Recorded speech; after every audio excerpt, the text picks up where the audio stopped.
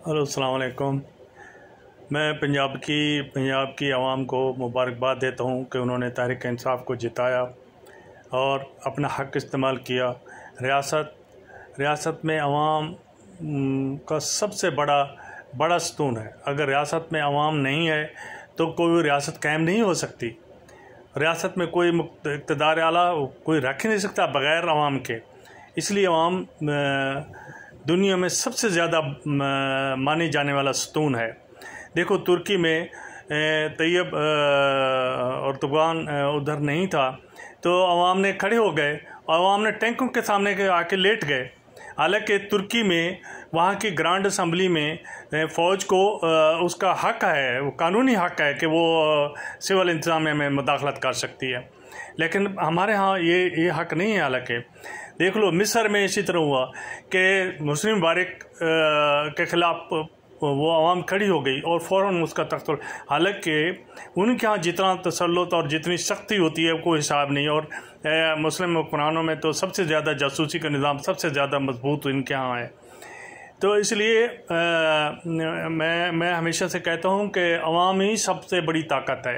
अवाम अपनी छोटे छोटे मफाद के लिए नहीं, बल्कि एक अच्छे काज के लिए, मुल्क के काज के लिए, अपने बच्चों के काज के लिए एक हक़ के साथ खड़ी हो।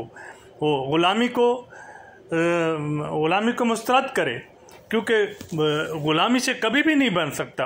और हमारे यहाँ मैं अक्सर ये कहता हूँ कि हमारे यहाँ हमेशा हुकूमतें अढाक रही हैं कि 3-4 साल आओ, दसी लूटो और दसी बड़े बड़े प्रोजेक्ट करो और कमीशन खाओ और जाओ, और किसी को 5 साल पूरे करने ही दो ताकि वो आगे तरक्की न कर सके और वो मुल्क तरक्की न। पाकिस्तान क्यों पीछे रह गया? क्योंकि इसमें कभी किसी ने स्टेबल हुकूमत नहीं बनने दी।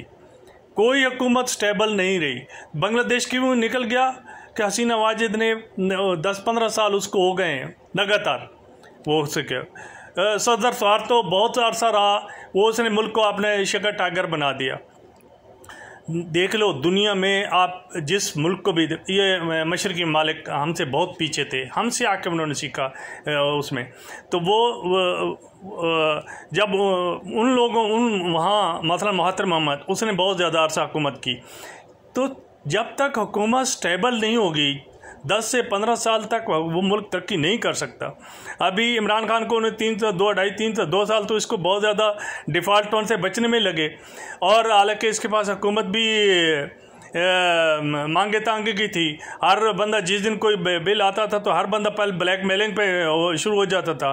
उनके यहाँ को कौमी स्पिरिट नहीं थी, मुल्क को चलाने वाली बात नहीं थी, अपने मफाद थे। जो भी पार्टियां थीं, ये चूचू को रब्बा जो इकट्ठा किया हुआ था, लेकिन फिर भी उसकी बड़ी हिम्मत थी, उन्हें सबको कलाया और 2 साल में मुल्क को तरक्की की राह पे लगा दिया।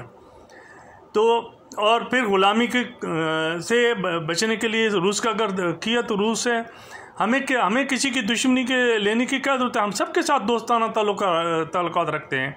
हमें इंटरनेशनल या कोल्ड वार में क्यों जाने की क्या ज़रूरत है? तो इसलिए मेरी सब लोगों से यही दुआ है, इल्तिजा है कि मुल्क के मफाद के लिए लड़ें, अपने ज़ाती मफाद के लिए नहीं लड़ें।